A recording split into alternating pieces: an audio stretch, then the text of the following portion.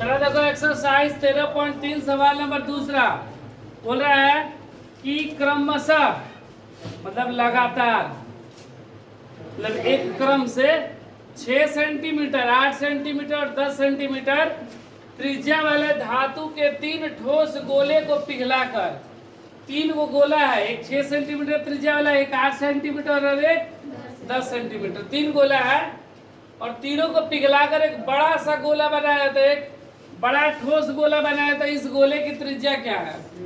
देखो एक गोला ऐसे हो गया, दूसरा गोला ये हो गया,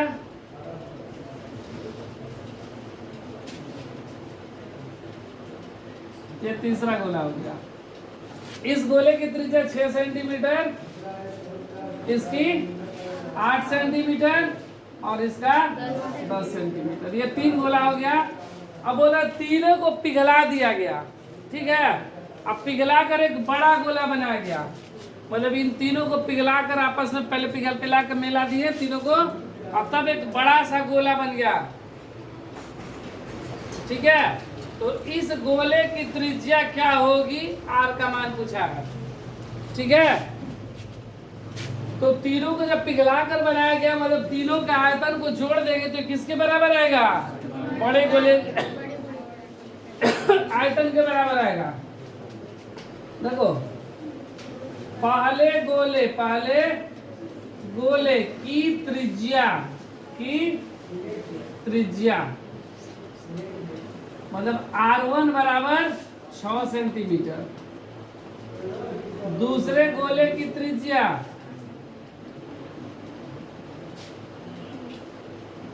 R2 बराबर 8 सेंटीमीटर, तीसरे गोले की त्रिज्या R3 बराबर 10 सेंटीमीटर। अब बोला इन तीनों गोले को पिघला दिया गया, ठीक है। अब पिघला कर एक बड़ा गोला बनाया गया। प्रश्न से तीनों गोलों को पिघलाकर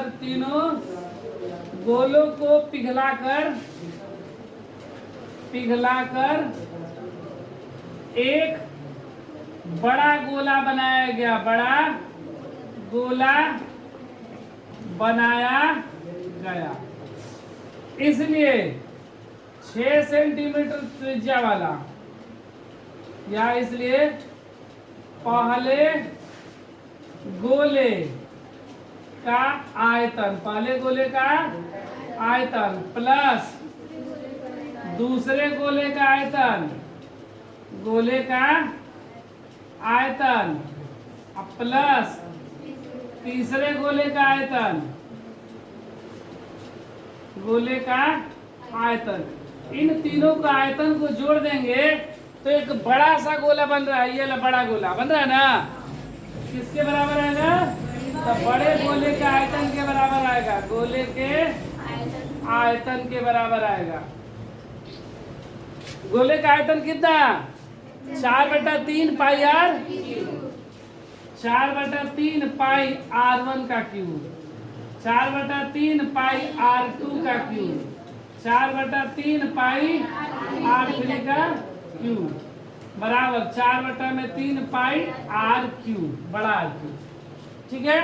देखो सब में कॉमन क्या है? 4/3 पाई कॉमन है सब में, तो 4/3 पाई सब में कॉमन हो गया। क्या बचा? R1 का क्यूब प्लस R2 का क्यूब प्लस R3 का क्यूब बराबर 4/3 पाई R3।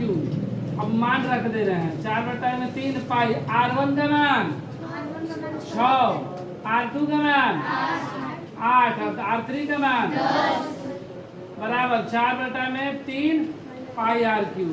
देखो 4/3 से 4/3 कैंसिल, पाई से पाई कैंसिल, क्या बचा?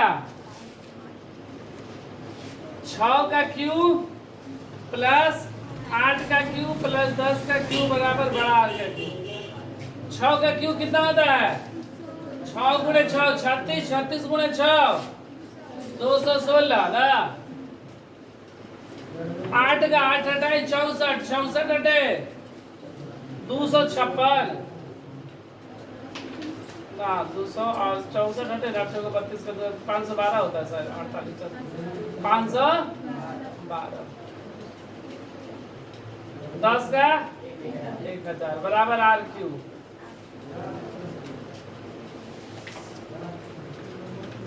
ठीक है सबको जोड़ देंगे 6 दू 8 6 दू 8 ठीक है। उसके बाद 1 1 2 5 2 7 और 1 बराबर आर क्यू। आर क्यू बराबर 1728 आर बराबर इधर घन में 1728 1728 का घनमूल हम लोग निकाल लेंगे ठीक है। देखो 1728 के पे निकाल लेंगे 2 से 2 अठे 16 1 बचा 17 2 छका 12 2 चौके 8 फिर 2 से 4 3 2 फिर 2 से 2 2 1 6 2 से 16 किसका होता है 6 का ना। मतलब इसको ऐसे भी लिख सकते हैं 2 गुणे 2 ये 3 को 2 हो गया और फिर 216 किसका होता है 6 का ना। मतलब 6 गुणे 6 हो जाएगा ठीक है। बाहर निकलेगा कितना हो जाएगा 3 को बदले 1 तो 2 गुणे 6 आर बराबर 12 सेंटीमीटर आंसर।